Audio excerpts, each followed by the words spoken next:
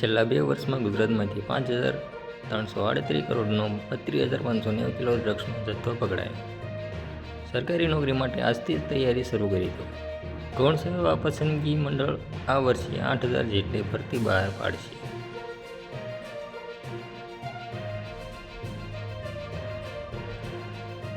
વડનગરમાં પૂરપાટ દોડતા ટ્રકે અડફેટમાં લેતા ઇકો કારનો કચરઘા, 3 વર્ષના બાળકનું મોત.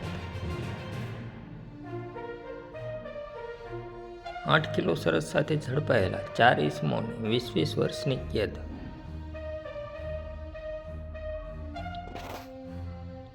રાજકોટમાં પત્ની સાથે ઝઘડો થતાં ઘરેથી નીકળી ગયેલ યુવાન ઝાડ પર લટકી ગયો.